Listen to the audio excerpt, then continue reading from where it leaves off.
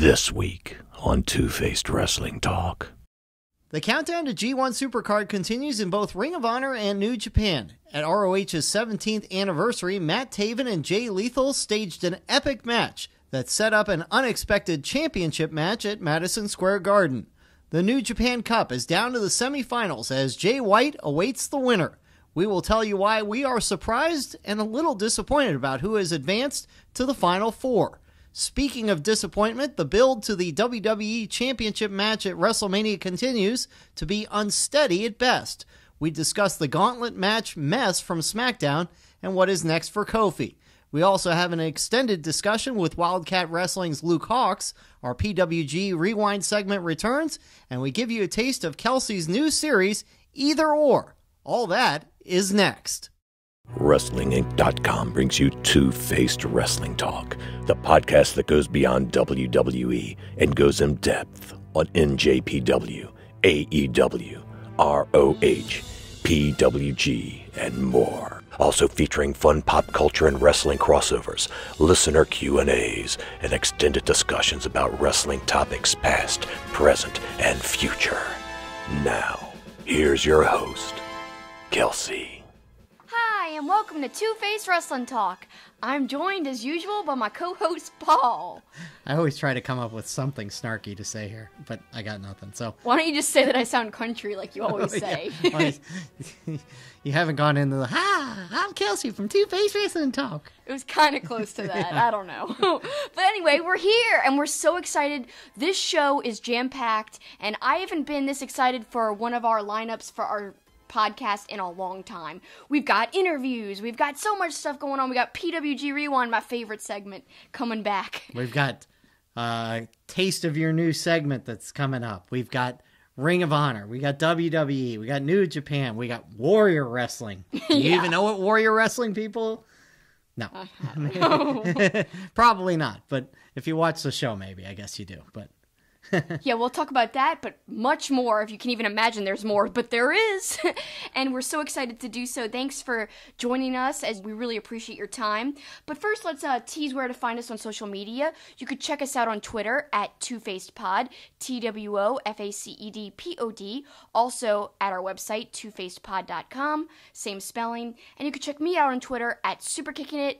If you guys are a big fan of 90s Nickelodeon or the 90s in general, you might enjoy my Twitter. I've been putting out a lot of 90s Nick polls that are blowing up. People are loving the polls. Like, what's your favorite Nick game show? That's going crazy. And all that's in preparation for my live show, which should be starting next week. It's called Kelsi Likes, all about pop culture topics and nerdy topics. The first episode that's airing next week is about 90s Nick. That's why all the 90s Nick polls. So SuperKickingIt on Twitter. And we want to thank our sponsor, St. Arnold Brewing Company, coming up on a full year of supporting the show. We thank them. We also want to remind you that you can go to mybookie.ag, use the promo code KICKIT, open an account, help us, and you can gamble on March Madness, which just tipped off this week as well. So plenty of good stuff to get you through March between the wrestling and the basketball and some gambling, and we got plenty of wrestling to talk about. So with no further ado, it's time to give our opinions on the latest wrestling shows, news, and developments. It's time for headlines.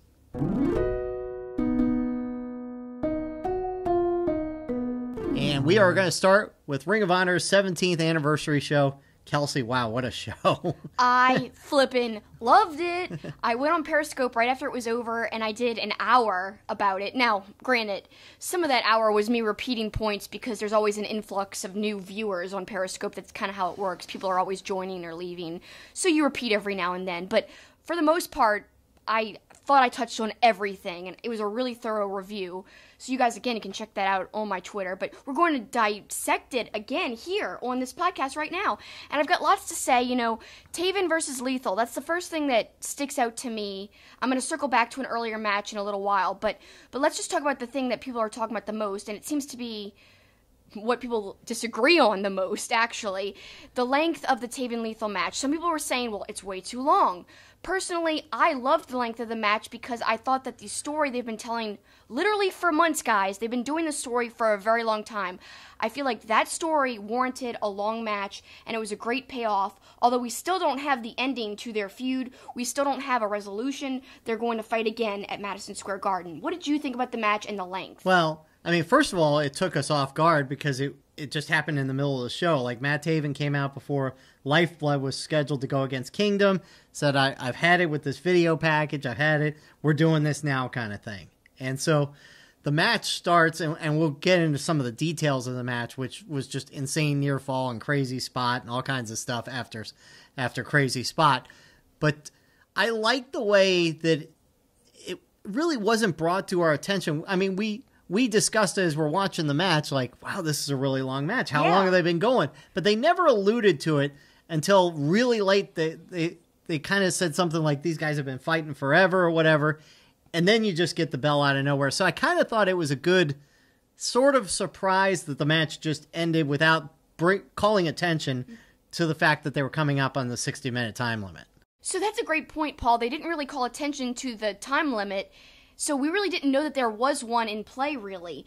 And it's kind of the direct opposite of what New Japan usually does. Because a lot of times when there's a time limit and it's getting closer, they'll count down to the time limit. That's what they did with, if you recall, in the past with Kenny Omega and Okada.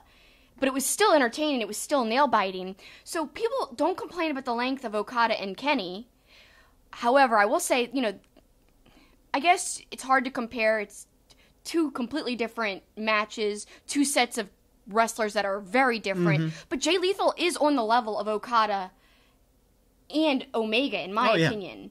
But, some people argue they just don't like Taven. I do like Taven. I think his character work is really strong, and I think his wrestling delivers. He's been a steady guy for the company, and, it's not a lot of flair, but it's a lot of just standard. He always delivers. I think it's dependable, really, is a good word for him.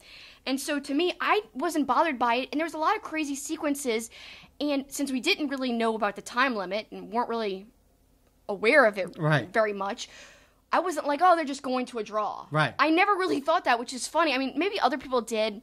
And some people said, I liked Ring of Honor 17, but I didn't like the length of that match. I would just take that away. I loved how they swerved it, like you mentioned, and made the match earlier. And it fit with Taven's character, actually.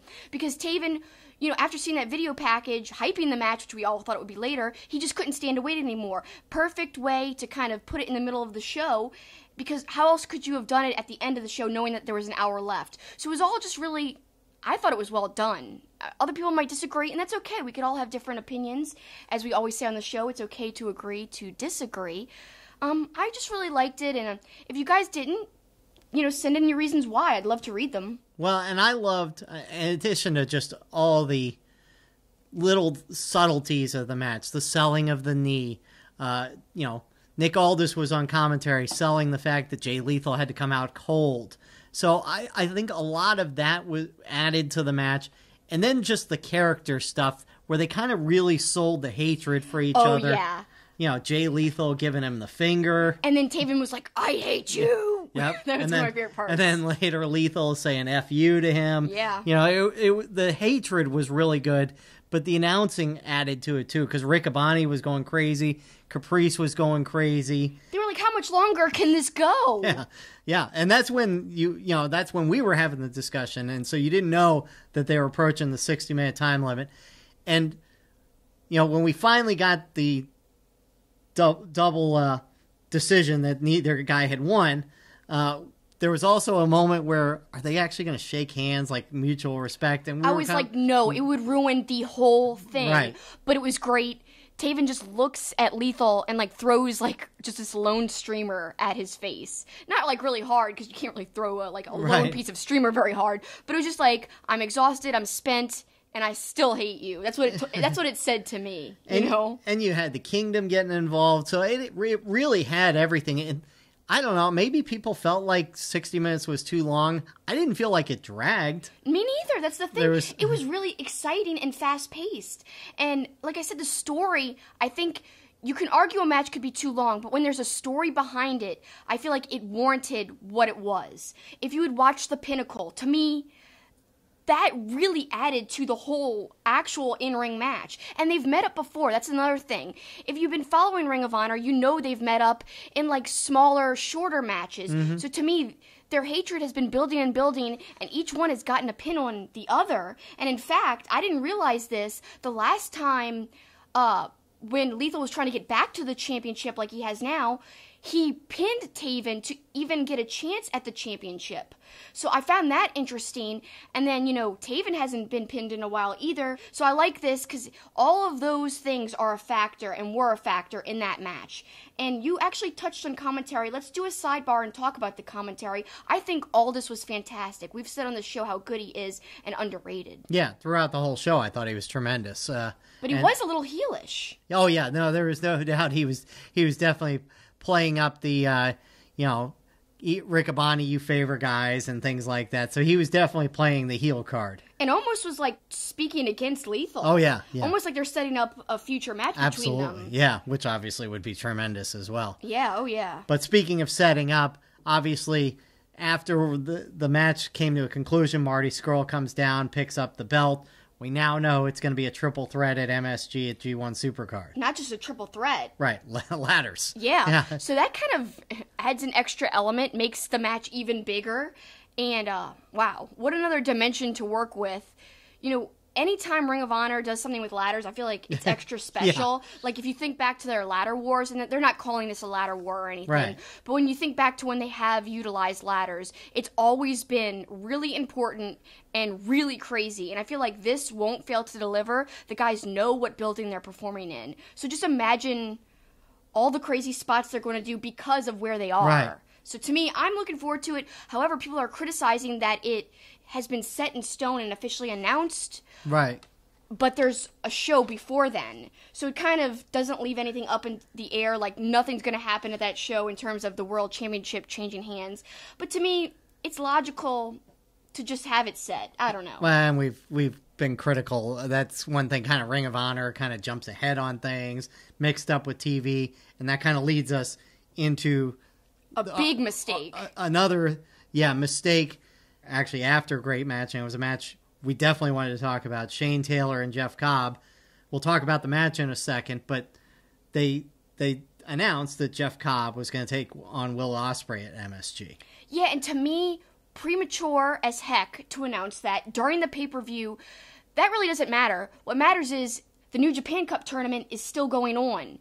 And at that point, and Will Ospreay was still in it at that point. So to me, all believability that Ospreay could win is out the window. And a lot of people thought that he couldn't win anyway, right. But that just kind of sealed the deal. And to me, it was a misstep by Ring of Honor. And I know they didn't mean anything by it, but they kind of tried to, retract it a little bit. They took down Cobb's challenge. Because everyone was like, why are they announcing this now? What the heck? And then I saw a lot of people saying, that's so Ring of Honor. And I don't like that phrase because, yeah, it might be true that they kind of jump the gun on some things and do things not the best with promotion sometimes. I think that the promotion has been kind of downplayed recently with AEW popping up and everything. But if you compare Ring of Honor and their staying power with a company like Impact, I think Ring of Honor is in a much better position. And what I loved about this pay-per-view as a whole is that it showed that Ring of Honor as a company can stand on its own right now. They're building new stars. We saw so many people shine. And not only new people that they just added to the roster, but people like, we'll talk about it right now in a second, Cobb and Shane Taylor. Underrated guys, not really Cobb, but more Shane Taylor. Mm-hmm. He's always kind of forgotten about, and he's awesome. Ring of Honor's great about building up wrestlers, guys who can just go at it in the ring, who can deliver a great match. And that's what I love about Ring of Honor. And I think they've showed that they can be successful without relying solely on New Japan's roster and their partnership. Because that's a criticism that a lot of people give to Ring of Honor, that's so Ring of Honor thing. I don't subscribe to that viewpoint. I'm really pro Ring of Honor, and I like what they're doing, and I like what they showed with this pay-per-view. Yep, me too. And that Cobb-Taylor match was great. It's funny because Cobb's a big dude. But next to Taylor, he actually looked kind of small, and that brutal chop exchange that they had was unbelievable. And then some of the stuff Shane Taylor did during the match, you loved the Canadian/Cleveland Destroyer. Oh, yes. Oh, my God. For a guy of Shane Taylor's size, not only, I mean, he's done it before, but he's done it mostly to smaller guys. To see him do it with Cobb, I was like, what? It reminded me of, like, how crazy we went when we saw other two big guys going at it, Dijak and Keith Lee, which we were going to talk about, but we'll tell you why later. We're not talking about it in this episode, but we will in the future. So when you see big, huge guys like that who are powerhouses, but the difference is they're agile, too. Super athletic, yes, they bring another element to it. So that's what Cobb and Shane Taylor did as well. Not just brought the power, but brought the crazy athleticism and agility. Another match that had great, well, actually, before I get to that, the finish, as impressive as what Shane Taylor did. How about Jeff Cobb hitting two Tour of the Islands on Shane Taylor? Oh, my God. Unbelievable. And yet it took two to put Taylor away, and I like that because it still made Taylor look strong. He wasn't that weakened because it took two to put him away. Mm-hmm. I liked that a lot. I was starting to jump ahead there. Roosh and Bandito, I thought was a fantastic match. The power bomb through the table right in front of Kerry Silken, kind of at his lap, I thought was tremendous. Kerry didn't even move. That was so funny. And they were saying, like, yeah, you should stand up, Kerry. And then Dalton Castle was on commentary. I'm not the hugest Dalton Castle fan, but he was a maniac on commentary. He was just acting insane. It was like he had 3 Red Bulls or something before he went out there. He was crazy. That's sometimes his personality. He's so zany and funny, and actually he played a big part after the match when he came up and challenged Roosh. So we're obviously going to see that at G1 Supercard. I think that should be really good. I know you're not the biggest Castle fan, but we've seen him have great matches against the likes of Lethal specifically. We loved his... I think he had 2 great matches against Lethal. And again, as I said, I think last week or the week before, the dude has gone through a lot. He's committed to Ring of Honor. He's had to deal with a lot of injuries, and yet keeps moving on. All right, well, we get to the final match, and Kelsi and I both have to eat a little crow. You know, we basically had said that it was going to be the Briscoes versus GOD at G1 Supercard, and we were called out. Zachary called us out and said, you know, we're not going straight to G1 Supercard. Right. There's still ROH 17. They could lose the belts. Right. We could see PCO and Brody in their place. Right. And we were so sure that was wrong. I mean, we agreed that it could happen, but the fact that they had actually set it up in New Japan during that Honor Rising tour, it seemed like a done deal, you know, and it seemed like one that made sense. As much as we love PCO and Brody King, Briscoes versus GOD just seemed like a home run, slam dunk, whatever you want to say. So we get to the match the other night in Las Vegas, and lo and behold, PCO and Brody King were just insane. Like, let's talk about that match. That match freaked me out. Like, there's this one part where it looked like, you pointed it out, Jay Briscoe's head, not slid, but like scraped across the apron, and the way you could tell it actually touched the apron was there was blood smeared because he was bleeding profusely everywhere. Right. Like, I mean, God, Caprice was like, I could smell it. Caprice was freaking out. Well, Caprice was even better. Just as the match started, his exact line was, "Everyone in this ring is legitimately crazy." Yeah, I loved that comment, and it's actually true because they didn't hold back. Oh my and God. they knew they had to deliver because already on the card you had all this crazy stuff happen. You had a really long match, and you have to follow all that stuff. And we were worried that they weren't going to have time, actually. Yeah. But then Ian said no. They granted us extra time to make sure that we have time to finish the main event, which was really a relief because it was like, what? Like 10:50? Yeah. And we're like, how could they have a match in 10 minutes? Right.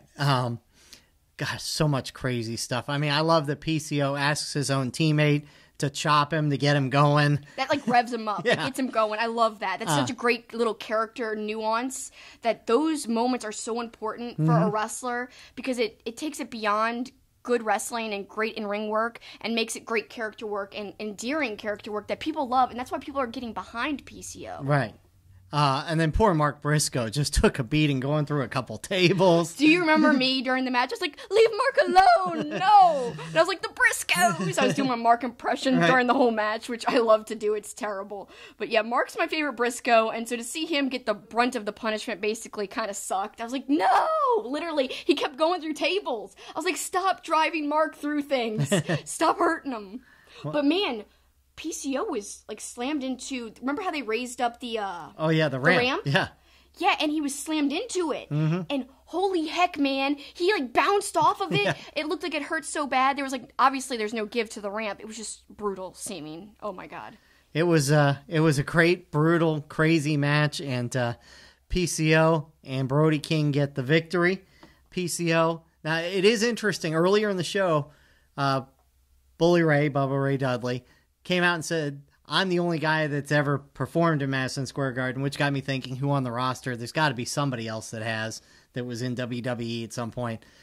Not thinking about PCO, and at the end of the show, they made a point of saying that PCO had been at WrestleMania 25 years ago, and here he is going with Ring of Honor to G1 Supercard, which is a cool moment. Yeah, it is a cool moment, and I think it's a testament to how the company really believes in PCO and also Brody King to put them in this spot. But, you know, will they still be the title holders come G1 Supercard? Yeah. Because, I don't know, everyone was so amped for that God versus Briscoes match, and I was amped. I was, like, freaking out about it. And yet, I don't know, now it's going to be PCO and Brody. I'm excited about that too, but both would be great. But I had my heart set on the Briscoes and everything. And I just want to circle back quickly to the Impact comment I made.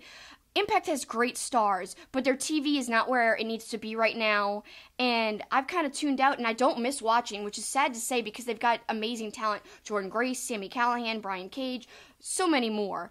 But right now, Ring of Honor is building stars with a depleted roster at first, but now we're seeing that they can succeed, and I just think they're in a better place television-wise and streaming-wise and all of that. And they have this big show at G1 Supercard. Yes, you could argue they sold a lot of those tickets when people thought and assumed the Bucks would be there, but people are still going and still amped even when the Bucks aren't going to be there. So you could say that. So I just wanted to confirm what I meant by that statement earlier. So all in all, it was a good show, didn't you think?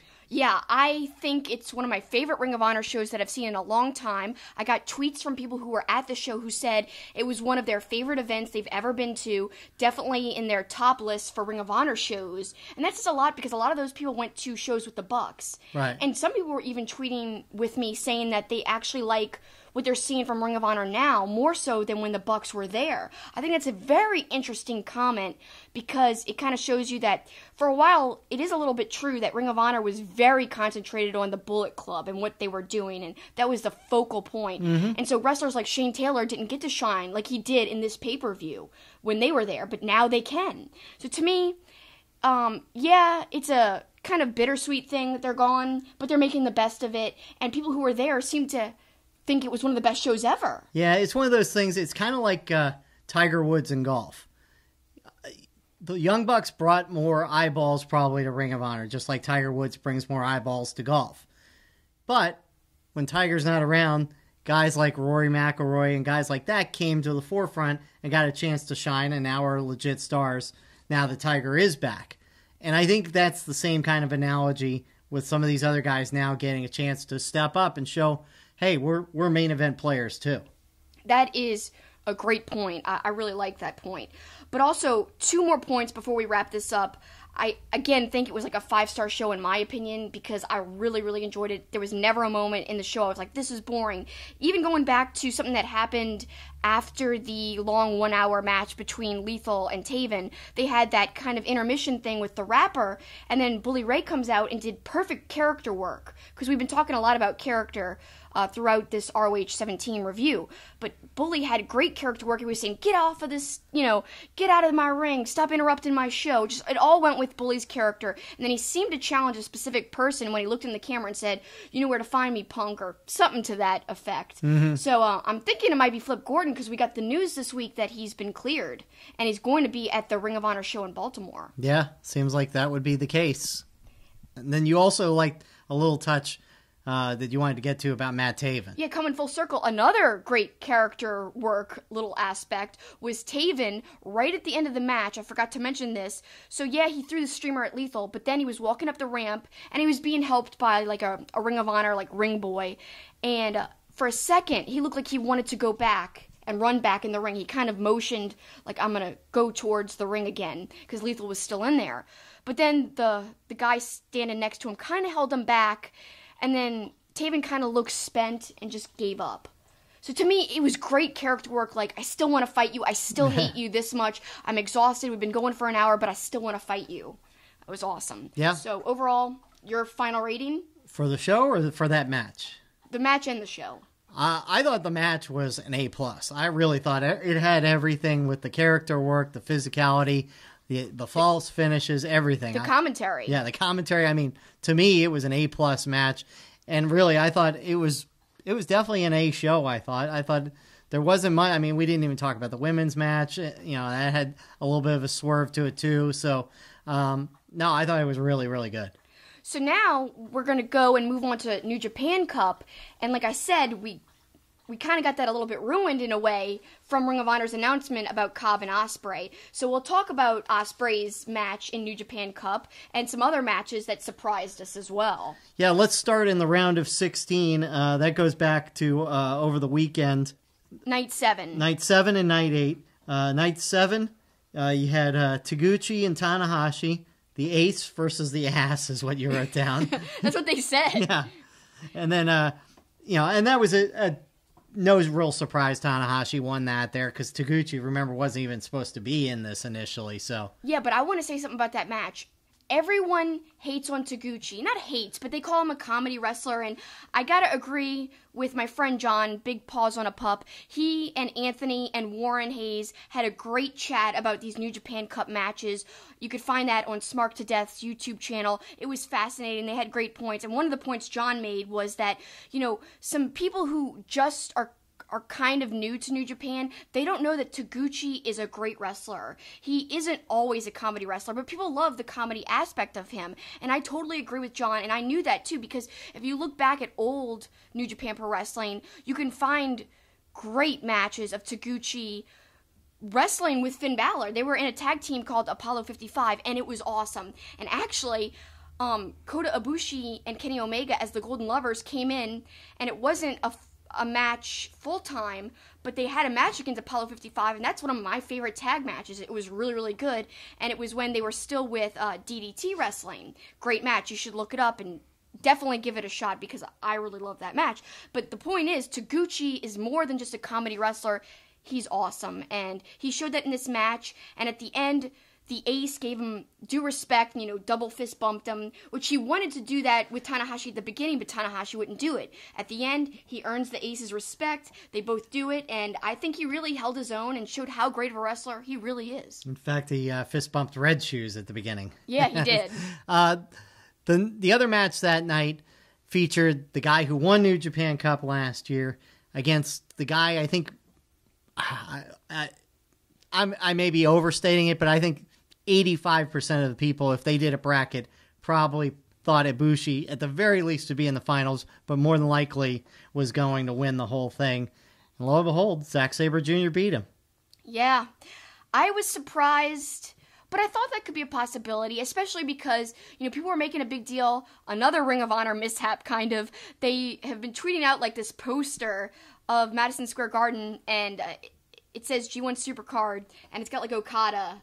He's, like, the only person on the poster. So it almost seems like they're trying to indicate that Okada's going to win. So some people picked Okada because they just think, right, how are they going to go to a U.S. show in such a big venue and Okada's not going to be involved in the main event? Because he's kind of like the new, besides Jay White, of course, but he's really the guy. Mm-hmm. Jay White is like kind of coming into his own, but he's not the guy yet. Technically, yes, he's the champ, but Okada had one of the greatest IWGP heavyweight championship runs ever. I mean, the length he held the belt, and he's over in America. And then you've got an American guy versus a homeboy, a Japanese star for the actual promotion. That way it's diverse instead of just two American stars, which I think would be a mistake. So to me, there was always that question, if it's not Ibushi, it could always be Okada. Yeah, I guess it brings up the question, will Ibushi be on the G1 Supercard show? You would still think he would be, but in what capacity will he be in it? That'll be interesting to see. It is interesting to see, and also, I wasn't upset that this match basically busted my bracket. I was like, I love Zack Sabre Jr. This is great. And actually, it makes his win last year mean a lot. You know, winning isn't a small thing, because if the champion from last year can go this far against someone who is so heavily favored, that says a lot, I think. But also, I was really excited about the prospect of Suzuki versus Zack Sabre Jr. on the same side of the bracket, if they both would have gone forward, which I thought would happen. We'll talk about what did actually happen instead later in a little while. But yeah, I was later disappointed. We'll talk about that. But at the time, I was like, yeah, we could get that match, maybe. Right. And other people had Sonata winning, like I said, that great Smart to Death analysis. A lot of them picked Sonata. Yeah. I did not. I picked Suzuki. Well, then let's just jump ahead then to Night 8. And Sonata does beat Suzuki, much to our chagrin, because we were hoping... Look, there were three... I'm fine with Okada if he wins it, but to me, I wanted to see either Ibushi, Suzuki, or Ospreay against Jay White. Me too. That's what I was hoping for. Now, I'm not going to be disappointed if it's Okada, for sure, because it certainly feels like there's unfinished business there, especially because their match wasn't that long at Wrestle Kingdom. Sonata beating Suzuki was a little bit of a disappointment for me. I get they want to push Sonata, because they've kind of talked about maybe Sonata and Evil doing more singles stuff now that they don't have the belts. Right. So, And I like Sonata. Let's just clarify that. I really like Sonata. He's obviously you don't like his beard. I don't like his beard. He looks like a flippin' lion, man. It's ridiculous. He might as well just be Simba being held up on Pride Rock. Okay? It's ridiculous. I could just imagine somebody photoshopping his head onto Simba's body. It's absurd, really. And it was dripping with a ton of sweat during the Suzuki match. Oh, yeah. They were both spent, but I loved the match. The match, to me, much like most of Ring of Honor's pay-per-view, I thought it was an A+. So I really thought they delivered, and I do like Sonata. I just think that as like an exciting final few people left in the tournament, he wasn't my pick to be very exciting and to really be believable. Suzuki is super believable to be able to win the New Japan Cup. Why? Because he's so over in America. Whenever he comes here for any show, people go crazy. People love singing Kazani Nare. There's so many great things about Suzuki. And so to me, to have him lose, it's like you could have really suspended disbelief to have him go further and further, especially if he had wind up in the finals. Well, maybe I'm biased, though. I don't know. It is funny. You just talked about people singing Kazani Nare. Mm-hmm. I thought about it the other day.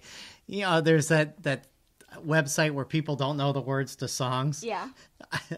I don't know why I thought this. I thought that if people heard that and didn't know what she was saying, is she singing Case of Neat Berets? That's so weird. What made you think of that? I don't know. Maybe because you hear it all the time. Yeah. It's my alarm. Yeah. It's like, I'm sure you're sick of it. Could be. I do want to credit Chris Charlton on a great line about Suzuki. His second favorite thing is getting beat up. His first favorite thing is beating people up. Wonderful line. We wrote that down. I was like, you have to write that down because I loved it. And it perfectly sums up Suzuki. Also, Suzuki legit slugged a young lion. And it was awesome. Oh, yeah. He, looked like he didn't hold back. It didn't look like it was a fake punch at all. It was crazy. So, I have nothing against Sonata, but my problem with Sonata winning is it sets up a quarterfinal between Sonata and Colt Cabana, which is not the most exciting quarterfinal for me, and we'll talk about what happened in that match shortly, but the Colt Cabana Yano match was what you'd expect, a bunch of goofiness and fun stuff, and Colt gets out with the victory. I loved the match. I know you did. Because to me, it was wrestling comedy done to perfection. Literally, you can't do it any better than that. Because it wasn't reliant on overly absurd things. It played in, again, I'm going to kind of keep this theme going. It played into their character work. things that they always do, things that their characters are known for doing. Like, obviously Colt knows Yanu loves to undo the turnbuckle covers. So he ends up using the tape that Yanu was trying to use against Colt. He uses that very tape against Yanu and tapes the turnbuckle cover on. And so when Yanu goes to take it off, he can't get it off. Like, to me, that is perfect comedy. And, I gotta shout out Smark to Death again because they said it was great timing. Like, comedic timing. And it really was. There was funny stuff. And you know me, I'm not big on the comedy wrestling. Yeah, I mean, I know you're always really skeptical. And you used to, like, really dislike Yanu. And now I really love him. Like, he's one of my favorites now. It's so weird to say, but I hate being like, oh, man, Colt's going forward because I love Colt. He's one of my favorites as well. Yeah. And I keep saying that they're one of my favorites. I keep saying that about so many people, but all these guys are so talented, and they all kind of are favorites in a way. But Colt going forward, like you said, it's not like that exciting against Sonata. Personally, like, even Colt against Suzuki, to me, would be fun. Right. And different. But to me, like, it's going to be a very strange clash of styles for Sonata and Colt. Because at least with Colt and Suzuki would do some evil stuff. Right. And there would be some kind of, like, sly, evil comedy. I know that sounds weird as a description, but I know that they do something unique with interaction between the two of them. And Colt would play up, like, Suzuki's evilness, probably. There's a lot they could have done. Yeah, or Yano and Suzuki, because they've had history. But lots of history, and that's how I thought it was going to be. That's what I predicted in my brackets, but it didn't come true. But it is Colt and Sonata, and we'll talk about that match in just a second. But let's move now to the first night of quarterfinal action, and it was Yoshihashi versus Ishii, and another really good showing by Yoshihashi, I thought. Yeah, I gotta say, everyone was saying Yoshihashi has no chance, and that might be true, because who's the bigger draw? And who really is more believable to go farther? Ishii. But they even said on commentary that Yoshihashi was showing a more aggressive side, and that Yoshihashi has nothing to feel bad about after that performance against Ishii. He looked really, really good, but if he uses this loss to learn in storyline, they were saying, then maybe he can improve and keep this streak alive, keep this new attitude and new kind of persona alive, where he's more aggressive, and maybe this means he'll win more eventually. Well, and you think Ishii is such a physical specimen, yet it's Yoshihashi that opens Ishii up, as opposed to the other way around with the brutal chest chops early in the match. But showing how aggressive, like you just mentioned, Ishii actually is. He was giving some brutal forearms and chops when Yoshihashi was stuck in the corner. Mm-hmm. He was just wailing on him. Oh my God, it was chop awesome. Forearm, and like the last 3 or 4 forearms, they connected pretty well. They looked really brutal. Well, and then the other part of it was the chop exchange, which has been a subject of some discussion in the past, that why would you just stand there and take it? There's people who I follow on Twitter and vice versa. I saw them tweet out, like, I can't really buy in fully to the chop exchange. Why would you invite someone to hit you and just let them do it in the middle of the ring? I'm a New Japan fan, they said. This was Matt Kuhn. And I commented and said why I believe that it's a good thing and why you can suspend your disbelief and believe in it. And I'll get to that. But another person who kind of had the same mentality was JR or Barnett, I can't remember which one, during the commentary for one of the past Access shows, the Access broadcasts of a New Japan show. They kind of basically said the same thing. That's not believable to me. Well, here's how I explain it, and I would like to get your viewpoint on it after as well. I think it's all about character. Again, when you've got somebody who's known for being extra brutal and for wrestling in a really intense way like Ishii, then, and Suzuki too is another person who's known for that. Then when you're having that exchange in the middle of the ring, the other wrestler wants to participate in the exchange to prove that they can go toe-to-toe with this brutal wrestler. And it's almost like a feat of strength. It's like a thing of honor as well. And it shows that they can go toe-to-toe with someone who's known for wrestling that style. And so it makes them look even more special, and like they can go, with one of the greats of that particular style. What do you think about it? Yeah, I think it's I want to show you how tough I am, so give me your best shot, and I'm going to give you my best shot, and we'll see who's standing at the end. Yeah, I love it. That's a perfect, very simple summary of it, and I think that's a great way to explain it. So Ishii ends up getting the victory there and would move on to the semifinals, and he would face either Will Ospreay or Okada, and either way, you were going to have a semifinal with Chaos members, because 2 Chaos members in Ishii and Yoshihashi, 2 Chaos members in Ospreay and Okada. And you saw the respect between Okada and Ospreay at the end of the match, but you could kind of even sense it with just little nods, like when Ospreay does the kip up, and Okada kind of looks at him and smiles, and it's like, it was kind of like one of those, yeah, I see what you're doing there, Will. All right, I got you. You know, that kind of thing. Yeah, it was like mutual respect, but also like a smirk.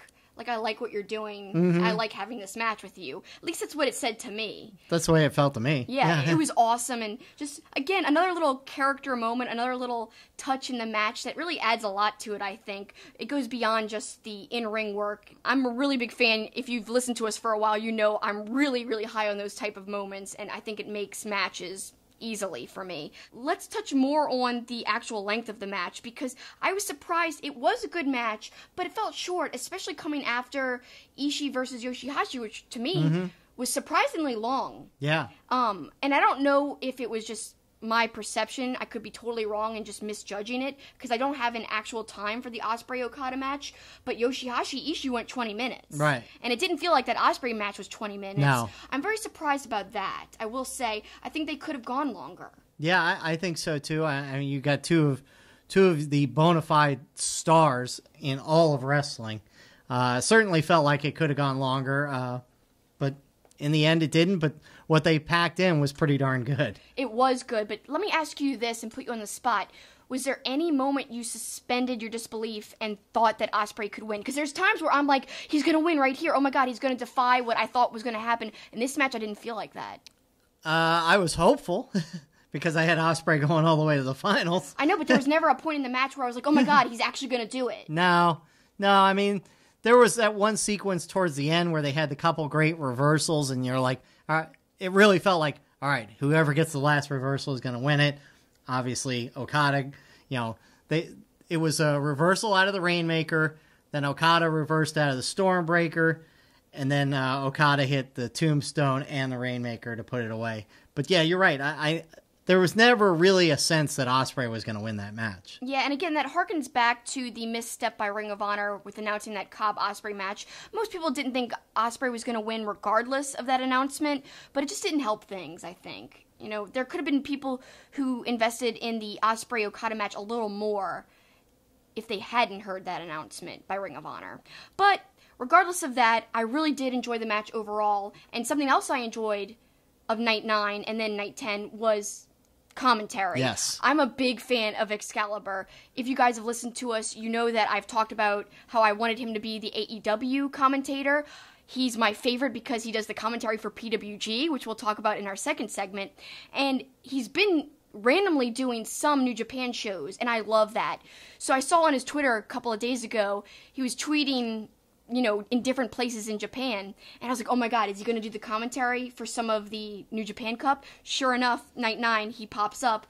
And I know I might get heat by saying this, but I like Chris a lot. I think he's super smart. I think he adds a lot of great tidbits, and he knows New Japan almost better than anybody in the history. And even that line that we just quoted a few minutes ago about Suzuki. So yeah. He's definitely good on the broadcast. He is good, if not even great. People love him with Kevin Kelly. But I gotta say, I prefer Excalibur with Kevin Kelly.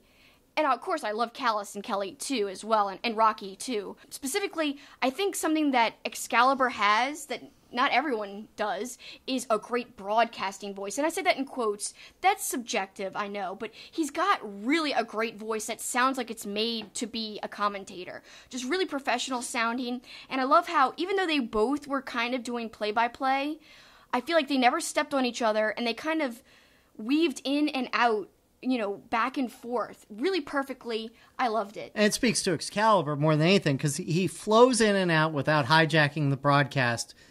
And we certainly saw cases of that this weekend, even in broadcasts where, somebody kind of hijacks the broadcast.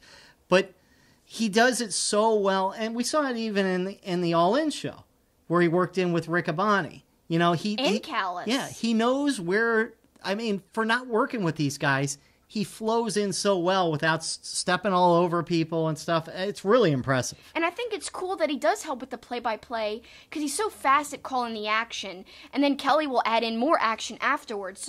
But they both have tidbits as well. So it's not just all play-by-play. It's still those good little extra bits of information that you're looking for that Chris a lot of times does bring. But Excalibur, I just love the tone of his voice. And again, I might be biased because I love PWG, but he is a world-class commentator. And I want to see more of him doing New Japan shows because, to me, it's wonderful. Excalibur on the call, along with Rocky Romero and Kevin Kelly on night 2 of the quarterfinals. And can't say I was overly excited about either match, really, Kelsi. I mean, they were okay, but, Sonata, Cabana had some humorous moments, I guess. And the other match between Tanahashi and ZSJ, I don't know, just didn't bring a lot of energy for me. I kind of have the same feeling as you, to be honest, and I know we might get some heat for this, and it's okay to agree to disagree, as don't say. As I always say. But specifically, people are loving that Sonata's getting this push into the tournament and stuff. And as I said a few minutes ago, I love Sonata as a wrestler. I just don't think in this tournament the story really fits. It's not as exciting as what could have been. Like, let's say Suzuki would have faced Cabana. To me, I think that would have been a little more entertaining. They could have done some stuff, as I referenced a little while ago, Cabana running away, scared as heck. Suzuki is enough to intimidate anybody, and Cabana could have played that up, and I just think their chemistry, it could still have been comedic, but their chemistry probably would have been better. That's just my opinion. Yeah, Cabana actually had a couple funny moments during the match, which, by the way, this was the first time they said in the broadcast that they'd even ever been on the same show, much less fought against each other, which was pretty impressive. I liked the one spot where Cabana locks up a hold and gives a thumbs up to the crowd on each side, like, hey, I'm doing pretty good here, huh? I liked when he rolled really slow out the ring. I'm sure you didn't like that. Yeah, I saw that. No, it was okay. I liked that because it was a reference to what he had done earlier in the tournament, I guess, against Yano, I guess. Yes, and I just liked that a lot. He was just going so slow. On the submission, Cabana was holding on to Sonata's hair. Red Shoes slaps away his hand, and Colt taps out, and as he goes by the broadcast crew, he apologizes for tapping out. I like that. He looked really sad. He was really playing up the whole disappointment angle, and I thought that fit because, they were trying to say on commentary how inspiring his story was, and they were talking about that guy who passed away that Excalibur was wearing the shirt of, and that he was wearing that shirt to inspire Colt. So I think him apologizing kind of fit with that mood, and with that he felt a little disappointed he didn't go further and kind of succeed in the dreams that people had for him and that he had for himself. But I still think he did really well in this tournament overall. I mean, heck, we didn't think he'd get as far as he did. And I'm glad he got that far because it put a good highlight on Cabana. And I like him. Well, yeah, and of course they were funny in saying he was a 17-year overnight success. So yes. Good showing by Colt Cabana in the New Japan Cup. In the other match, ZSJ taking on Tanahashi. I mentioned the commentators, and they actually had a couple of good quotes during this match. Kevin Kelly saying that ZSJ was the best tournament wrestler he's ever seen. Of course, ZSJ's only 2 wins over Tanahashi had come in tournaments. And of course, ZSJ was the defending New Japan Cup champion. And then as the match went along, Excalibur said ZSJ kicked Tanahashi so hard he hurt his own foot. But despite all that, Kelsi, Tanahashi is the one that is advancing to the semifinals. Yeah, I think the story was, basically once that foot got hurt, and the leg as well, Tanahashi started taking advantage. The dragon screw, then there was a couple sequences after that, really working over the leg more and more, and that was the downfall of my boy ZSJ. I was hoping if we weren't going to have Suzuki, we'd at least have ZSJ in the semifinals. But, it is what it is. I like Tanahashi, guys. Don't hate me for saying this. It's just, as a tournament, booking-wise, story-wise, for me personally, I just thought there could have been a lot more intrigue and storytelling. Tanahashi, it's the expected thing for him to go far. And I think it would have been unexpected to let ZSJ go further and almost, question if he could repeat. To me, that would be more entertaining. Hey, my personal taste. I was rooting for the young lion against Tanahashi in the first match, so I was hoping for surprises way back then. So, all right, our semifinals are set for Saturday. Let's give a couple quick predictions. Okada versus Ishii, and Sonata versus Tanahashi. Who you got? Because our brackets don't matter anymore. I guess I have Okada. I want to be different and say Ishii and then be super surprised if it happened and really pumped. But I think the same old is going to go. And on that side, I think it'll be Okada. And on the other side? I guess Sonata. I think they're going to really go all the way and give him a big push. I guess Sonata. Yeah, I think I'm going to go with Okada and Tanahashi. And they've been teaming up together a lot of late. Remember, they even paired with Jay Lethal on the Honor Rising tour. It seemed like they were having an entertaining time together. So maybe it'll be interesting if they end up squaring off in the finals. Heat up their old rivalry again. Exactly. Yeah, I like that idea, actually. I like your booking much better than mine. Mine are just predictions, not really bookings, but there you go. And then who you got winning it now? I mean, who Okada. faces Jay White? You think it's Okada? Because of the draw he is in U.S. shows. So to me, it's got to be Okada. It could be Tanahashi. That's plausible. But to me, I still think Okada is really, really over here, and people just love him. It would be smart, but predictable, and I think it's going to happen. Yeah, I mean, I think so too. I think, again, what I said earlier in the podcast, Okada gets a chance at Jay White and a little redemption for what happened at Wrestle Kingdom 13, unless they think that's happening too close together, and then Tanahashi and Jay White and, a rematch there. But see, this is why I'm upset with this whole booking, because we've already seen Tanahashi Jay White. We've already seen, Okada Jay White. I wanted to see Suzuki Jay White again, because especially on commentary, they were playing up that, that's one of the only people who's already beaten Jay White. And that would have been a story right there. So here I am lamenting about Suzuki, but I'm going to stop lamenting and just move on with my life, and we'll move on with the podcast now. So we will look forward to the semifinals on Saturday and the finals on Sunday. Unfortunately, no Will Ospreay, no Suzuki, but they are the subject of your new show called Either Or, and we're going to give you a little taste of that right now. Tell everybody what Either Or is and what it will be like. So Either Or was my idea of forcing myself to make decisions. I hate making choices. I hate picking out where to eat, picking out what shirt to wear, literally any kind of choice, even what to watch. You're like, what do you want to watch? I don't know, just pick something, because if I try to pick, it'll take me hours. So this is a fun way of getting me to choose between things I love. And for the first episode, which I'm planning on debuting on next Monday, which should be on Periscope, I'm trying to plan it to be done during the middle of the day, during lunchtime, so it doesn't conflict with anybody who's watching Raw, right? Let's say. I think during the middle of the day, it's good, and if you can't watch it then, you could watch it later. So the premise is, for this first one, I have to choose either Ospreay or Suzuki. I'm not saying which one's a better wrestler, I just have to choose one or the other. I can't say I love both. I have to almost choose a favorite. Right. You got to vote one off the island. Right, and I'm not saying one's better than the other. I'm just saying right now, who is my favorite out of the two? That's kind of what I'm basing it on. It's all personal preference. It's subjective. And I actually put it out in the public, and I gave them the chance on my Twitter to vote. And the results are surprising. I'll get to that during my live video. And lots of people commented on the reasoning behind their vote, and I loved it all. I loved reading everyone's answers. Really, really in-depth stuff. But you'll have to see who I pick. It's torture. They're my favorites. It's so torture to pick one. But like you said, you got a ton of great feedback, and it's going to be an awesome first episode of Either Or on Monday. Yep. Looking forward to it. Well, we always say we're not just the top promotions. We're not just talking WWE. We try to cover the gamut, right? Right. Of wrestling. Well, we did that again this weekend. We bought the Warrior Wrestling 4 show, which took place in Chicago Heights specifically, and it was on the High Spots Network, and it was a decent show. I mean, there was certain things, right off the bat, the building was so dark, especially when the matches would start, because whatever was on the stage would shut down, and it just was so dark you couldn't see stuff, on the side of the ring, out on the floor. That was, to me, one of the hard parts about watching that show.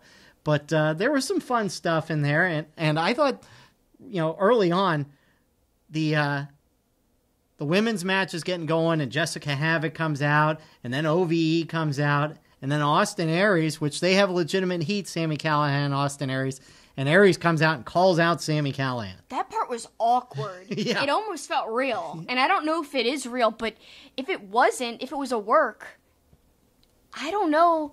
It's like, what is the end goal? I guess they're going to have a match eventually, but it seemed like Aries saying, like, you're taking up everybody's time. Get to the back. You know, you're not going to take up my time. It just seemed that was really out of place. Then Sami throws something at the, the principal guy who books the shows. Right. That seemed real, too. Right. So I was like, I don't know. I don't think this is a work. Right. Like, to me, I was questioning everything, but that's what great wrestling does and great feuds can do. But you never know. I really don't know what the true answer is.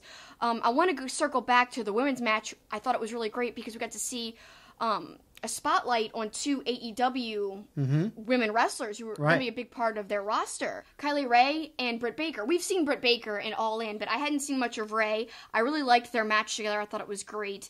Some things I didn't like you said, the lighting, some of the aspects of production, I agree with you on that.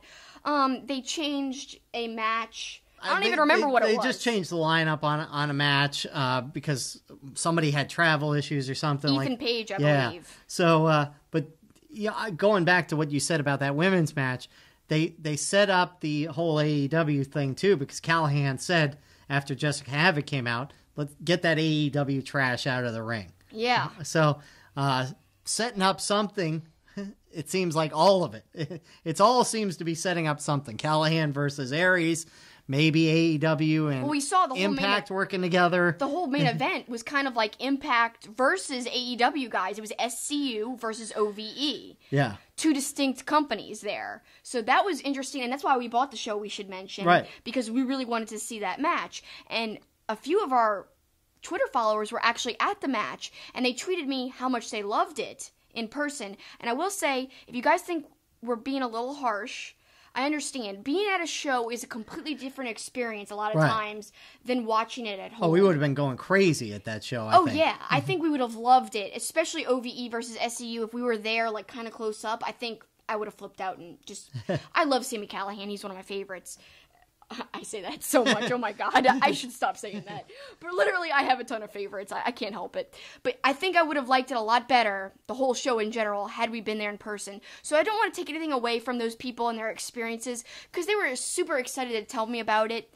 And, you know, I'm glad they had a great time. I really am. But there was just some things that were hard to handle on the broadcast specifically.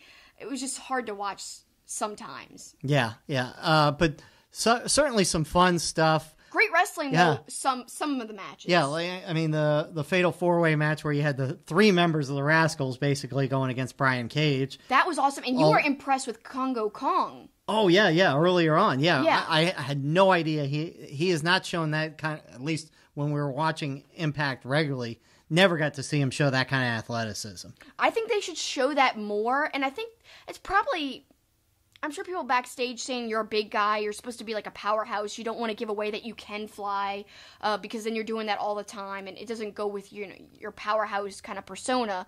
I know Callis has preached that mindset before on his podcast. He always talks about Brian Cage and how Brian Cage should do the flying sparingly. Right. So I feel like, I'm not saying he's the reason Congo Khan doesn't, do anything crazy. I'm just saying maybe that's like the mindset that bigger guys should kind of be more ground and pound and should do the flying. They can do it, but just do it less to make it more special. Which, that mindset, there's a reasoning behind that. I don't completely disagree, but it's nice to see them go all out and do crazy things once in a while, though. I kind of enjoy it. And I liked Congo Kong in this match. It was surprising. And it might have been the biggest pop of the show at that point. When the crowd saw him do that, they went crazy. Yeah, vaulting himself over the rope, that was pretty impressive. Yeah. The match right after that had Sammy Guevara versus DJZ. DJZ looked suspiciously like Mustafa Ali with the light gear, and it turns out he works with the same person. They're both in Chicago. Guevara, great match. He did the Spanish fly off the top rope, which I thought was awesome. He is a talent to keep an eye on. and we're going to highlight him a lot more when we get to our PWG Rewind here in a few minutes. Yeah, he had been doing a lot of great things in PWG over the past couple of months, and even like up until last year, I think it goes that far back. But we're going to highlight some of that, and we had a lot of fun taking notes on his matches because a lot of high flying with him. Should we move on to WWE? Sure. Do we have to? That's the worst thing we're going to talk about. Not because the WrestleMania card isn't stacked, because we talked about it. You mentioned it. It's coming together nicely. The card is, but the storytelling is not. So bad. So bad. Well, let's start on Raw. Announced that Baron Corbin is going to be Kurt Angle's last opponent. I get why, because you want to have Kurt Angle beat Corbin. I think everybody's going to go crazy. But the WWE universe is not happy about it. Supposedly Kurt Angle's not overly happy about it. I think he'd rather face a John Cena or somebody like that. Some other legend, I think, is probably the direction he wants to go. Baron Corbin, as much as I think he's got some talent, that's not going to excite anybody. The person we're interviewing next week, Mark, he actually told me that he would have loved to have seen Jason Jordan. I would have been really happy with Sheldon Benjamin versus Kurt Angle because there was a story there, and I think we mentioned this last week. You know, they used to have a storyline together back when Sheldon was in WWE the first time around. So that would have brought it all full circle. He's playing more of a heel now, and it would have been cool if he kind of beat Angle in a heelish way. Yeah, it wouldn't be a feel-good moment, but it'd be great for Angle to put over a younger guy and to, like, make somebody, and, you know, a lot of legends do the job on the way out, kind of. That's the phrase they always say, doing the job on the way out. But I don't know if this Baron thing is actually going to happen or if it's a swerve. Like, at the last minute, they'll change it. Well, they're doing a lot of last-minute things, it seems like, when it comes to WrestleMania. Who knows? But if it stays this way, I'm not happy with it. It seems like, as we talked about last week, they're setting up a triple threat for the women's tag team belt with Nia and Tamina versus Beth and Natty versus Sasha and Bayley. I would have been happy with just... I said this last week, too. I would have just been happy with just Sasha and Bayley versus Beth Phoenix and Natalya, because the talent is insane. But yeah, I know they don't want to leave Nia off the card, and that makes sense, but why couldn't Nia just be Asuka's challenger? I would have liked that.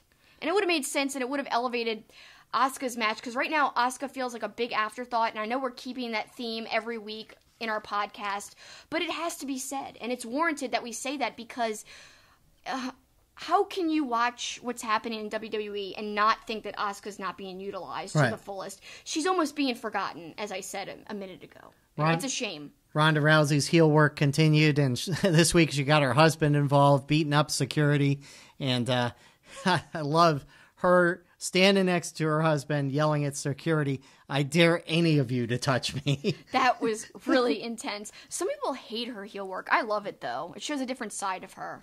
Moving on quickly to SmackDown, I thought Miz's promo at the beginning of the show was really good. Kind of felt like a heartfelt kind of, you know, I worked my butt off kind of thing, which he has. We've talked about that in the past. He's a guy that's rarely injured and has been there throughout.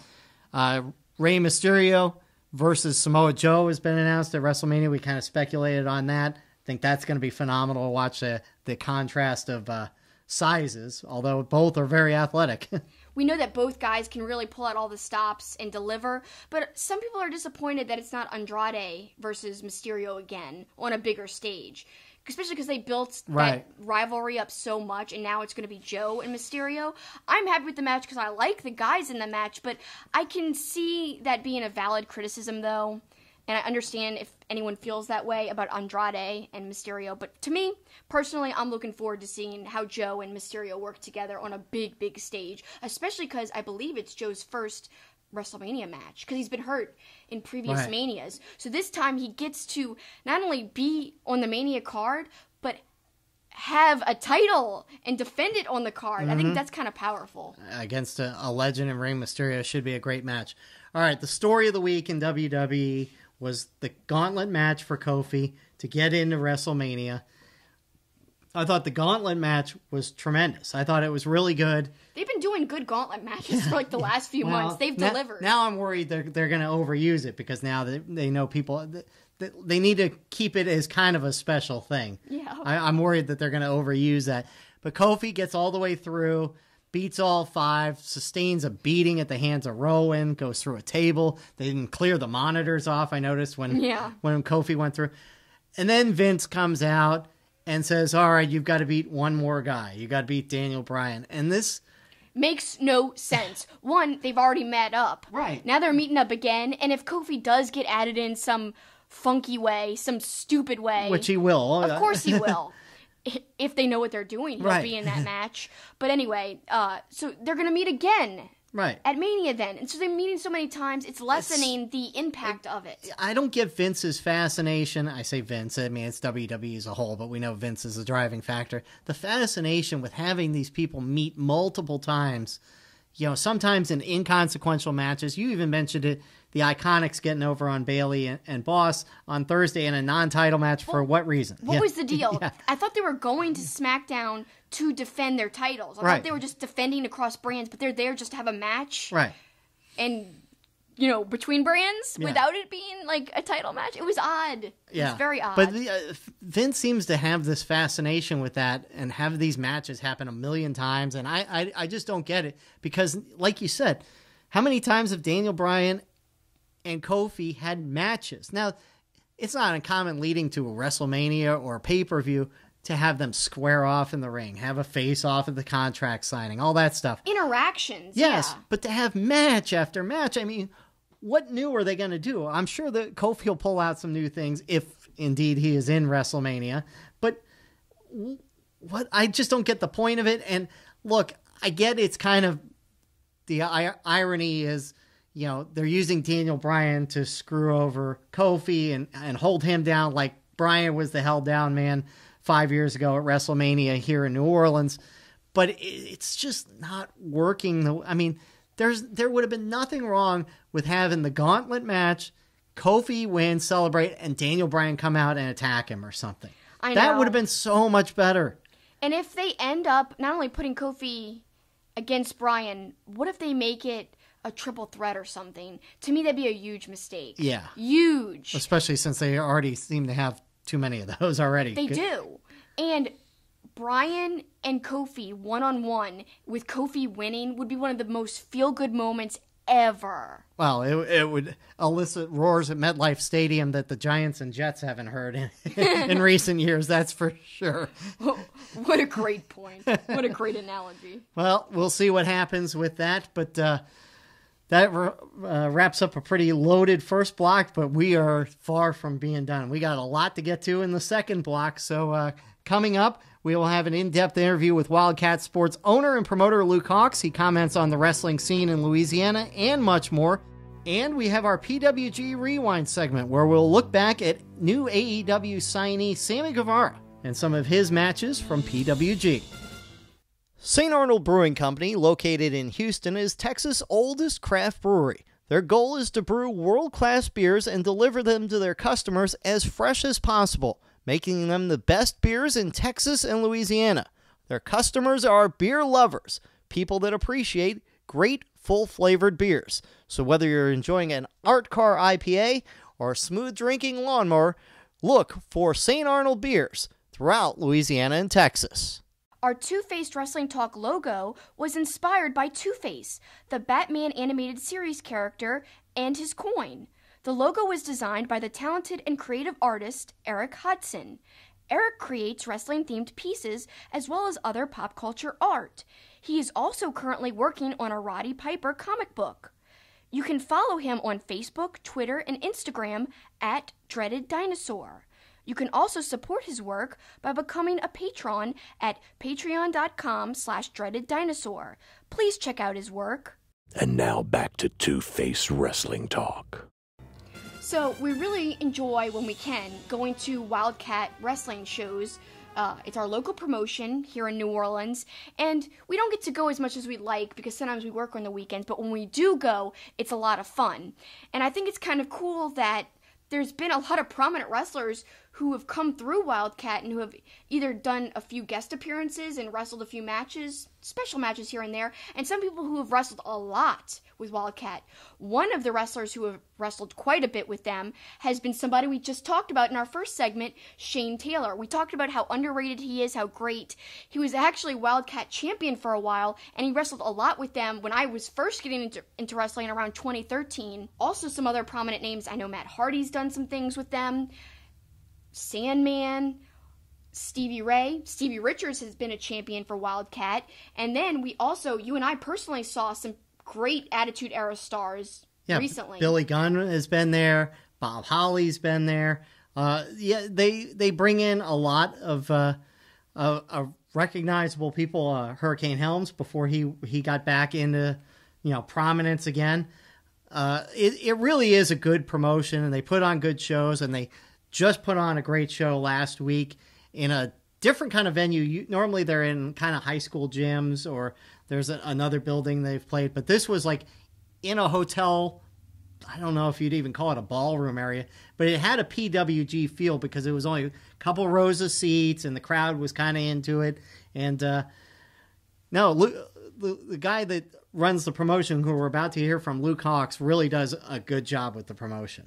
And again, we'll hear in the interview, New Orleans isn't an easy town to run a wrestling show in today. Now, back in the 70s and 80s, it's a different story. You had wrestlers who were super over here, the Junkyard Dog. I mean, there's rumors that the Who Dat chant started because of the Junkyard Dog. He'd be in the dome and people would be like, Who Dat, Who Dat, Who Dat say they're going to beat that dog. And there's all kinds of people who say that that's the origin of that chant, which would be really cool if that's true. I really don't know. It's kind of hard to trace origins of that exactly back to where it started, but I like the idea that it was the Junkyard Dog because I really like him a lot. But New Orleans used to be a prominent wrestling town back when there were, territories.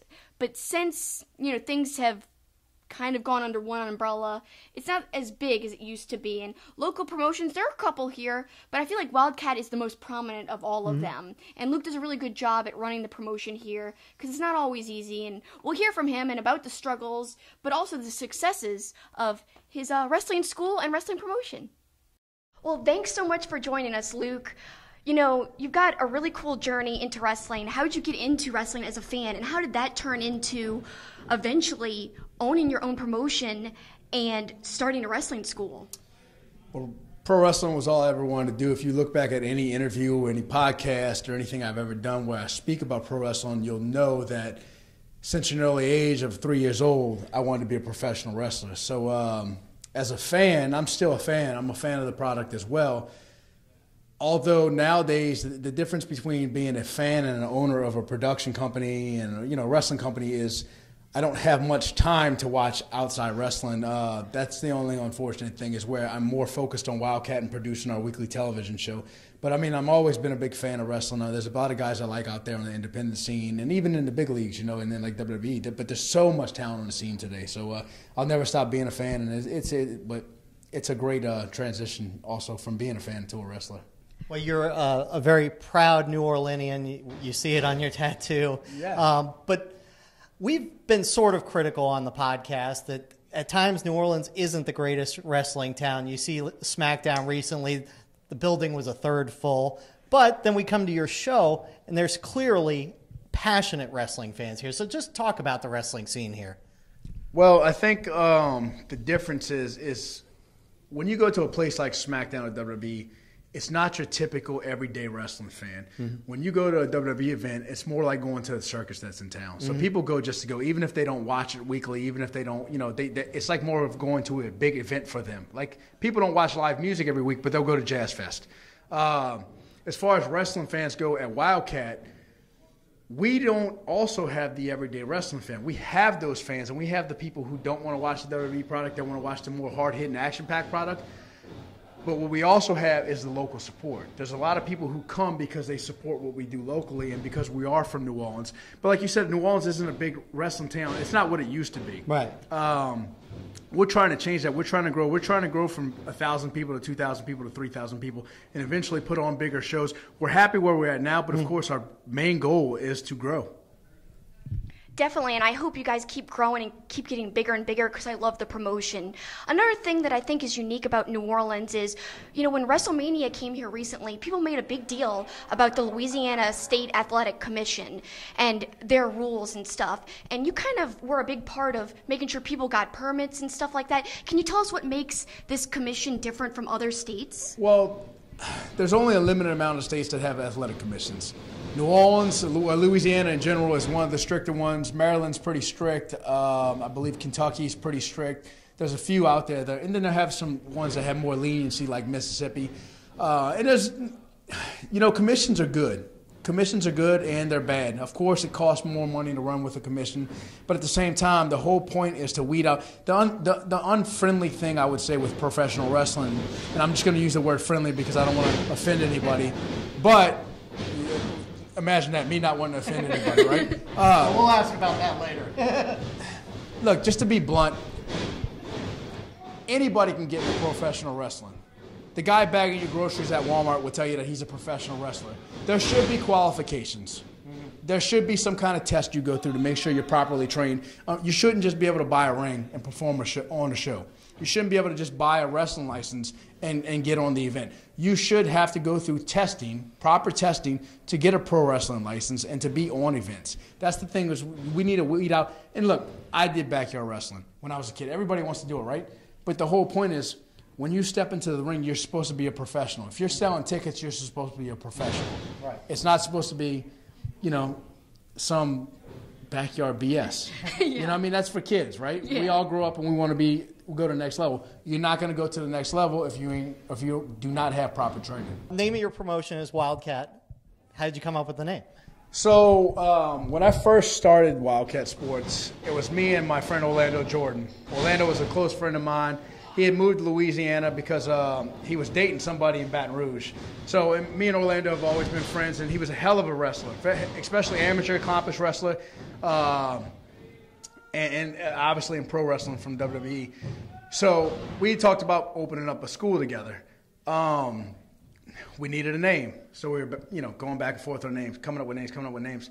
And I knew at the time that Orlando used to have his LLC as Wildkat back in the day when he was in WWE, and it was just regular Wildkat. So I had the idea. I said, hey, man, since you just had Wildkat, why don't we name it Wildkat but call it Wildkat with a K and add sports and entertainment on it, because I do the stunts, I do the acting and everything else. So, and several guys from this company have already branched out into the film business. Jay Spade's done stuff, Chris Harper's done stuff, a couple of new students done stuff, Perry's done stuff. So, they've done movies and TV shows, so that's where the entertainment side of it comes in. And we're a sports company. I think wrestling's a sport. I think wrestling's athletic, so that's where it came from. So I just kind of stole Orlando's old LLC name, changed it from a C to a K so we could be a little original, and throw in the sports and entertainment, and now you got us right here, right at this side. I like the origin of the name, and you also referenced your acting career, which I think is really unique about you. Talk about working in film and how that's been for you in your career. For me, it's been a blessing because I never thought I would see myself as an actor or a stuntman. It's kind of, I don't want to say it fell in my lap because I had to work extremely hard to do it, and I still work extremely hard for it. But what it did do is the opportunity kind of came to me out of left field. So when that opportunity came, I took advantage of it. I worked really hard. I trained really hard, and continue today to train really hard at whatever I do and perfect my craft as far as the acting and the stunts go. And I've been blessed. I've been in a lot of great projects, and we got some more coming up. We have I got 2 big films coming out this year: a horror film called Wounds, and a Netflix film with Jamie Foxx that doesn't have a name yet. So that's going to be really good as well. And didn't you do that film alongside? You had that guest appearance with The Rock, where you were like in a prison outfit. Oh yeah, that was Fate of the Furious, Fast and Furious 8. So yeah, had that, Logan. Of course, those are some of people's favorites. Into the Badlands. I've been in over 80 films and television shows, so too many to count and name. So you referenced this in the first answer that you gave. You said right now the scene is getting bigger and bigger, not just here in New Orleans, but really all of wrestling. And I think that's because there are a lot of promotions popping up. What do you think about the current climate in wrestling? I think there's so many talented guys and so many great promotions that do put on great shows. I hate use the word indie. You know what I mean? Because I don't mean it to be, I I think indie is kind of looked down upon. It's kind of cool and like, oh, you know, it's like the cool thing to be, like an independent film, like a really good independent film. But, you know, indie is people are making a livings now, and they're not really an independent, right? If you know, you are, but you aren't in my eyes. If you have a solid promotion, if you have television, if you're running regularly, that's not really an independent. An independent to me is somebody who's only drawing a couple hundred people, who runs every so often. And, you know, there's even good independent companies, but I think as a whole, wrestling has grown, and with the access from the internet right now, like, you can get on anything.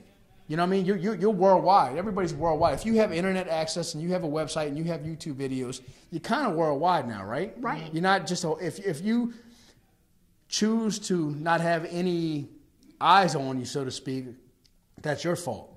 But I'll go back and answer the question you asked a minute ago too, is about being in New Orleans.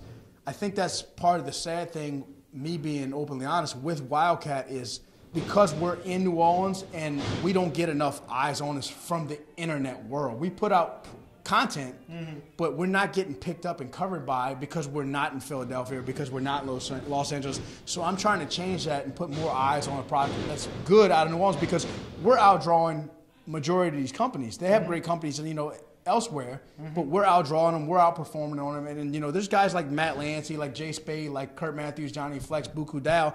These guys can perform at top levels with any top athlete in the world of wrestling right now. So my goal is to put those guys on the map.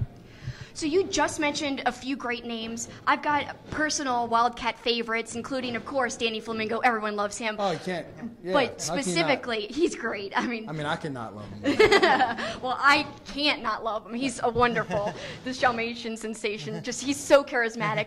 But somebody else you referenced by name, Johnny Flex. I'm a big fan. I think he's putting in the work, and he doesn't look like the normal wrestler, but... No, he looks like you. He's about the same size.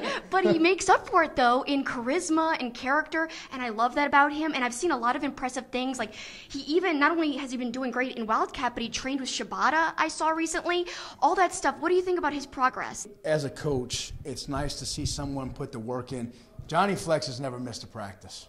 There's a lot of guys who make excuses not to be here. They're sick, their dog died, it's their mom's birthday, whatever it is.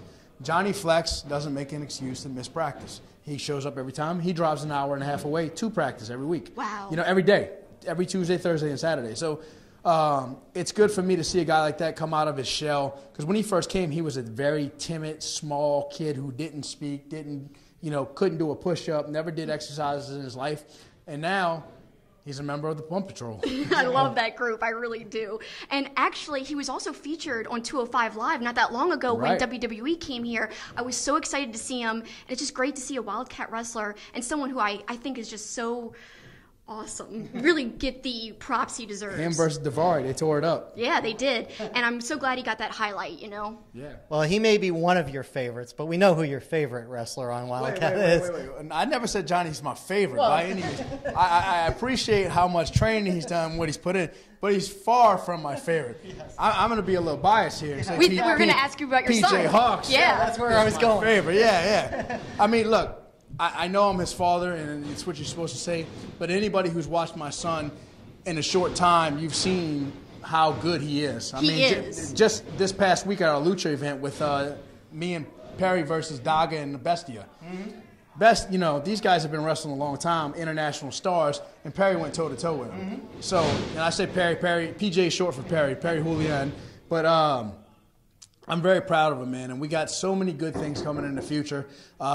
We just debuted at ROW. We have a lot of big events coming up. The whole month of July, we're going to be touring Mexico. Wow. We're going back to England soon, so it's a blessing to be the first ever full-time tag team with my son. It's so cool that your son and you are tagging together, and it's really impressive that he's made the transition from amateur wrestling to what you guys do now, putting on a show. Talk about that transition for him. Has it been smooth? I mean, you said he's really excelled. Well, the thing with Perry is he's always been a hard worker. He was the captain of his wrestling team all 4 years. He's a multiple-time state champion in freestyle Greco amateur wrestling. he was an athlete at school. So he was a cross-country runner. He was the captain of that team as well. But his goal was always to become a professional wrestler. He fell in love with amateur wrestling, and now he actually coaches his high school team. Wow. And he wrestles as well outside of that, but amateur style. But he coaches his high school wrestling team. So the transition wasn't very difficult for him because he's been around pro wrestling his whole life. Now he's just focusing on bulking up when then he was focusing on cutting weight. So it's a big difference because when he wrestled, he started out at 132. And then every year he went up a weight class. So his final year, senior year, he wrestled 152. So now he's just trying to focus on, instead of cutting weight, building weight. Yeah, exactly. It's really impressive, and we can't wait to see what he's going to do in the future. Oh, he's going to tear it up. As long as he can stay healthy. That's my goal, is to keep him healthy. Well, you said early in the interview you didn't want to offend anybody. I lied. You're not a guy who bites his lip. If you see something, you say something about it, and sometimes it offends people. Just talk about maybe your mindset on, speaking up, speaking out. I mean, it's just my background, where I come from. And I think right now, today, everybody's offended by something, so who cares? If you got something to bitch and complain about always, you're not living life. And worry about yourself. Stop worrying about other people. So I've always lived by being an honest guy and being a good person, and you should be good to one another. But, if somebody's a piece of garbage, you should call them out for being a piece of garbage. We shouldn't let people skate by. And that's just in life. Nowadays we live in a world of society where people would rather pull out their cell phones and record something tragic happen and then help somebody. Yeah. And it's a sad world we live in. So I think that needs to change. That's one of my favorite things about you is that you're so outspoken, and you are who you are, and I love that about you. I think it's one of your best traits, and we really thank you for your time. Where can people find more information about you and about Wildkat? So if you want to look at me personally, all my social media is at Luke Hawx 504, HAWX, at Luke Hawx 504. If you want to find out about Wildkat Sports, all social media is at Wildkat Sports. That's WILDKAT, not cat with a C, it's cat with a K. So check us out. Thanks for having me on. Thank you so much. We thank Luke Hawx for taking the time and giving us his candor on a lot of subjects, but it's time to move on to Kelsi's favorite segment. Back in my day, video stores told you to be kind, rewind. Well, we're taking their advice. We're kind, and we're rewinding by taking a look back at PWG through the years. It's time for PWG Rewind. And we were actually going to talk about a couple subjects in PWG with Dijak going against Keith Lee on NXT this week. We were going to look back at a terrific match in PWG. We're going to save that because it didn't happen on NXT. It got bumped this week, even though it had been promoted a couple weeks ago. But because of the Tommaso Ciampa situation, they had a fatal five-way, which was won, of course, by Adam Cole. So they will face a 2 out of 3 falls, Gargano versus Cole at NXT TakeOver. So we will get to that Keith Lee Dijak comparison down the road. We will, and I can't wait to. But you know what a lot of those guys in the match had in common? PWG. Yeah. And I was just saying this, especially... Every one of them. Yeah. And one of my favorites in the match, Matt Riddle, had a lot of great PWG matches that we have been watching for a while. He was in a great tag team with Jeff Cobb called the Chosen Bros. He's just incredible. I love the way he kicks out. He just lifts his shoulder. It's so beautiful. And also, I just bought my first piece of WWE merch for the first time in like a year and a half. And it was a Matt Riddle shirt. Well, you've been waiting for a while to have that available. Yep. Now they have one. I'm pretty excited and you about downloaded his theme song too, I think, right? It's a great theme song. Well, in addition to him in that match, like you said, all these guys have been in PWG. We talked about Ricochet last week and how much different he looked in his PWG days with the ridiculous hair. Aleister Black used to be known as Tommy End. Mm-hmm. He wrestled in PWG. Matt Riddle, Adam Cole. The only one in that match was Velveteen Dream that didn't have PWG experience, but he would have been great in PWG too. He really would have been. And you know what I say about PWG? There's that faction in Ring of Honor now called the Lifeblood. But to me, the promotion that embodies the idea of Lifeblood is PWG. I feel like it's the lifeblood of good wrestling. It kind of flows in and out of other promotions. It allows wrestlers to be discovered by bigger promotions, and it allows you to see matches you can't see anywhere else. And we'll talk about that specific idea of not being able to see the match anywhere else when we talk eventually about Dijak versus Keith Lee, because they did some incredible things in their match against each other. Well, you said it last week. these dream matches that are coming together or being talked about, a lot of them have already happened in PWG, and that's what makes PWG awesome. And not only have they happened, but they've happened without having to be held back in any kind of way by any kind of like rules that a promotion like WWE or NXT would have. Like, oh, you shouldn't do that, you shouldn't do this. PWG doesn't have those kind of restrictions, and that's what makes it extra, extra special. It's all about the wrestling. So we'll get to Lee and Dijak down the road. We've got our notes ready for whenever it happens, but we're going to talk about another guy we talked about earlier in the show, Sammy Guevara, a guy that we really kind of, first time we saw him was at Wrestle Circus in Austin, Texas. That's the first time I remember seeing him, and we saw him at PWG when we went there, and he's had some great PWG matches. He's on his way to AEW as well. He was in that Warriors show that we mentioned over the weekend. And he's had some amazing matches in PWG. He really has, and we watched a couple of recent-ish ones. They're not too old, but Sammy's really incredible, high-flying, as you mentioned throughout the show when we've talked about him. He had a great match against Robbie Eagles and Flash Morgan Webster. Again, same old high-flying stuff, and he's been really featured on Being the Elite. But what I think is cool is, kind of like the Young Bucks have done with creating their own YouTube channel and getting over that way, Sammy's done the same thing, and he has a great YouTube channel where he's gotten himself over. Another show I was able to see him on was NWA 70. He performed on that show and was great. Yeah, and he's got this cockiness that's really good, too, because he takes it into matches against, guys his size, big guys. Another great match we saw was him against Ishimori from PWG that was awesome. Yeah. Just a great match. He hits a shooting star press on Ishimori for the win, but his athleticism really shows through in those kinds of matches. But then he'll take on big guys like Walter, like Jeff Cobb. Well, let's talk about how it's funny. He won in the Ishimori match, but a lot of the matches we're talking about he lost in, including the Cobb match and the Walter match. But the Cobb match I loved. But the stark differences in the match is that, in the Jeff Cobb match, it was kind of shorter, and it seemed like Sammy was a really big underdog, and that happened before the Walter match.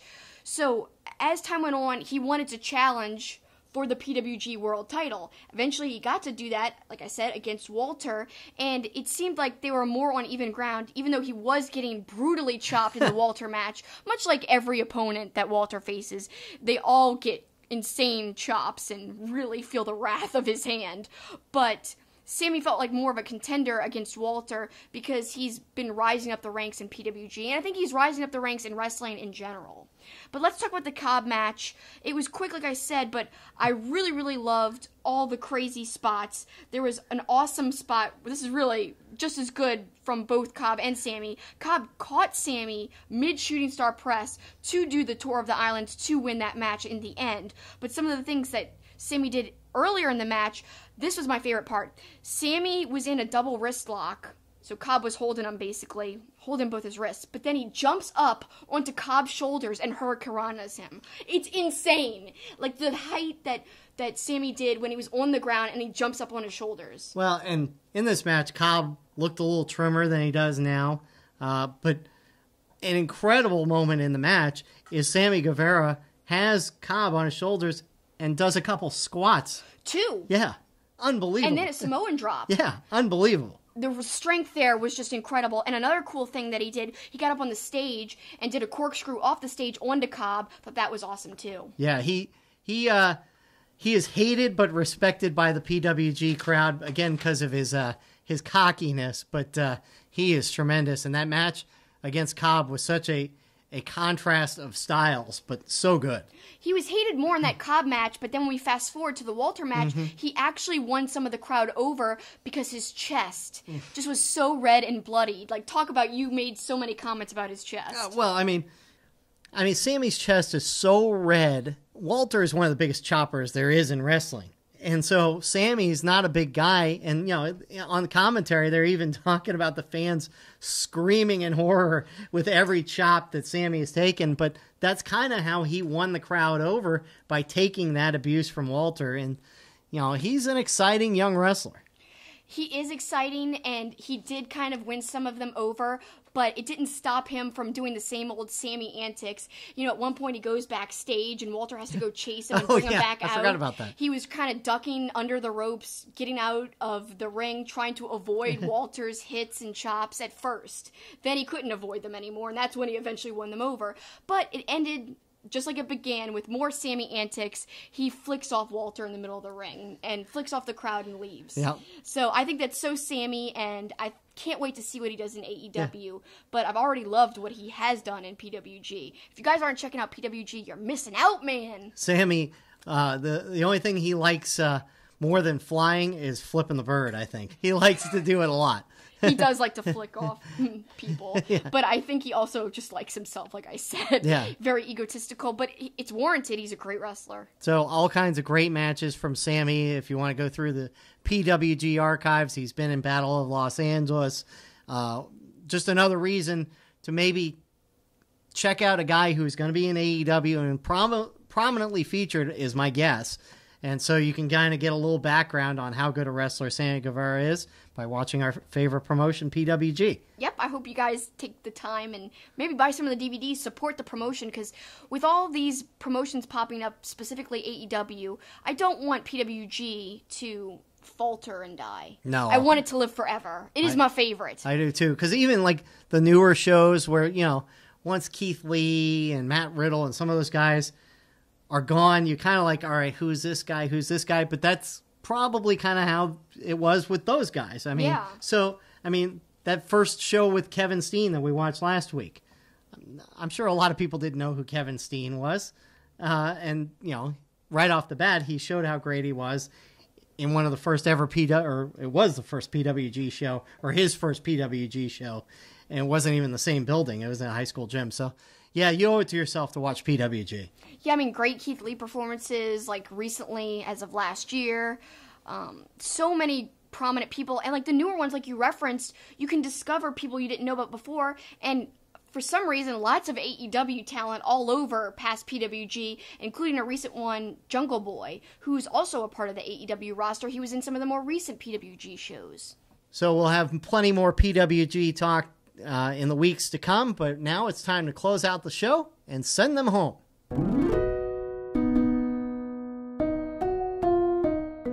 So, Kelsi, what do you got? Well, I'm super, super, super pumped up about something I have in store for you guys next week. If you like the Poppin' Wrestling Connection, where we mix pop culture with wrestling, if you like Boy Meets World and the 90s, you'll love who I'm going to be interviewing next week, the co-executive producer and writer for a lot of episodes of Boy Meets World and Girl Meets World, Mark Blutman. He's going to be joining me. We're going to be talking Boy Meets World. We're going to revisit an old Poppin' Wrestling Connection where we talk about the character of Frankie. Vader actually guest starred in a couple episodes of Boy Meets World, and he played Frankie's dad. So we're going to talk about Frankie as a character growing up and having 3 children who wind up being wrestlers. Who are his children and why? So send in your answers for next week. We'll read them on the show. And also, I'm going to be asking a lot of listener questions to Mark about Boy Meets World. We're going to be talking about his stand-up persona, which is actually a masked wrestling persona that he traveled all around the country doing stand-up comedy with. It's going to be an awesome interview. He has a long fandom with wrestling, has been a longtime fan, has seen Andre the Giant wrestle multiple times. It should be fascinating. It should be great. We're going to talk about a multitude of subjects. And connections to wrestling as well. He's got connections, people he knows that are close to wrestling, involved in wrestling. Should be a fascinating interview next week. All right, well, I'm going to send them home with a guy we haven't talked much about and who seems to be, I don't know, lost in the shuffle is the best way to put it, but one of our favorites and one of your favorite things to say. Braun! I haven't said it in a long, long time. Yeah, well, that's because he hasn't done a lot that's been significant. And that's what I'm a little disappointed about. Braun Strowman was hot with the crowd. Still is hot with the crowd.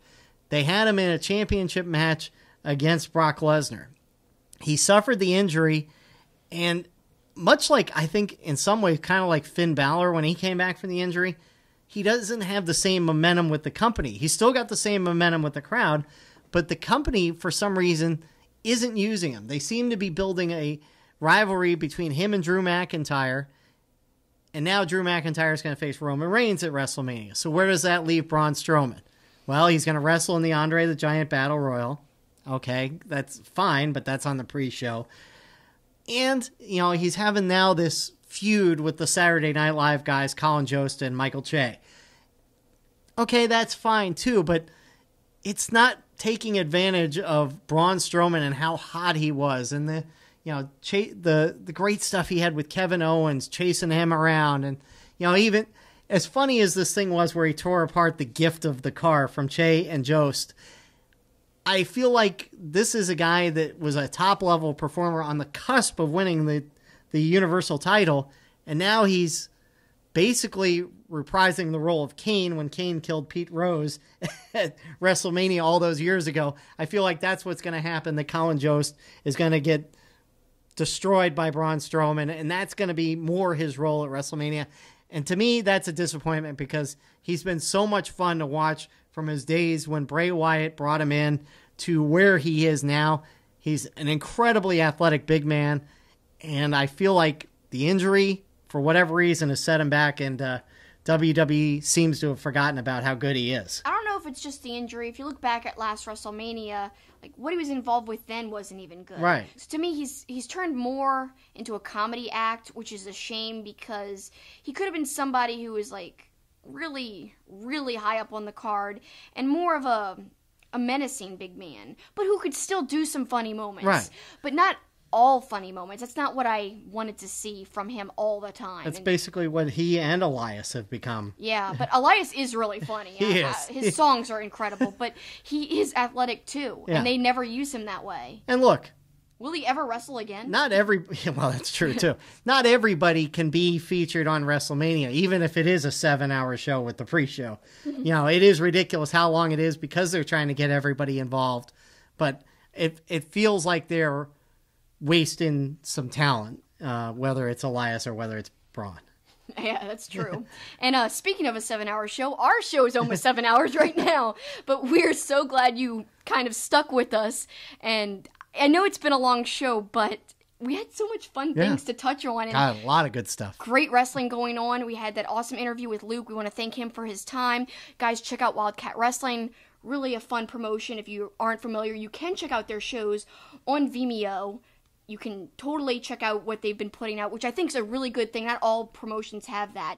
And as loaded as this show was this week, we got another big show next week. As you mentioned, the Boy Meets World interview with the producer.